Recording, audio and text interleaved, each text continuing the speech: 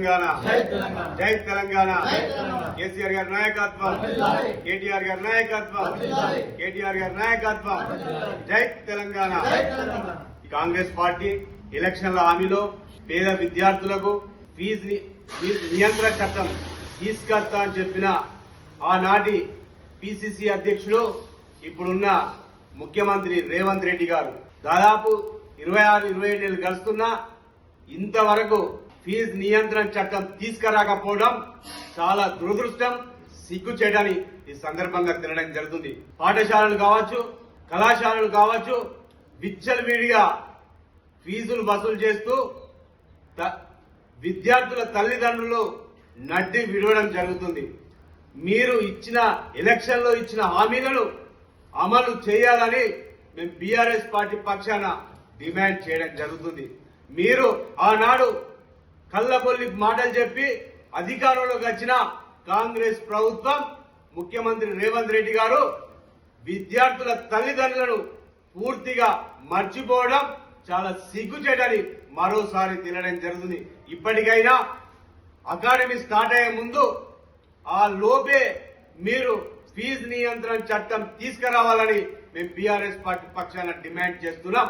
ఎందుకంటే మన తెలంగాణ రాష్ట్రంలో దాదాపు పేద విద్యార్థులు, పేద తల్లిదండ్రులు ఉన్నారు. కాబట్టి పేద విద్యార్థులు ఎంతో ఉన్నత చదువులు చదవాలంటే ఒక స్కూళ్ళకు పోవాలంటే వేల డొనేషన్ కట్టే పరిస్థితి తీసుకురావడం జరిగింది. విద్యను వ్యాపారం చేయడం చాలా సిగ్గుచేటని మరోసారి తెలియడం జరుగుతుంది. కాంగ్రెస్ ప్రభుత్వం ఖచ్చితంగా ఫీజు నియంత్రణ చట్టం తీసుకురావాలని బీఆర్ఎస్ పార్టీ పక్షాన డిమాండ్ చేస్తున్నాం.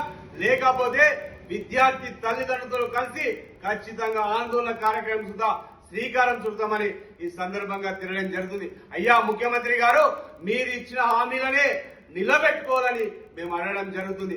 ఇప్పటికీ దాదాపు 27 గడుస్తున్నా ఇంతవరకు దానిపై రివ్యూ మీటింగ్ అధికారులతో పెట్టకపోవడం చాలా సిగ్గుచేటని మరోసారి తెలియడం జరుగుతుంది.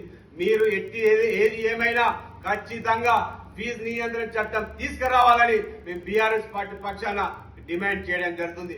లేకపోతే రాష్ట్ర వ్యాప్తంగా ఆందోళన కార్యక్రమానికి మేము శ్రీకారం చుడతామని మరోసారి తెలియడం జరుగుతుంది. కాంగ్రెస్ ప్రభుత్వానికి విద్యార్థి తల్లిదండ్రులు ఎన్నో కళ్ళబొల్లి మాటలు చెప్పి వాళ్ళతో ఓట్లు వేసుకొచ్చుకోవడం జరిగింది. కానీ మీరు అధికారంలోకి వచ్చిన తర్వాత విద్యార్థి తల్లిదండ్రులను నట్టేట ముంచడం జరిగిందని మరోసారి తెలియడం జరుగుతుంది.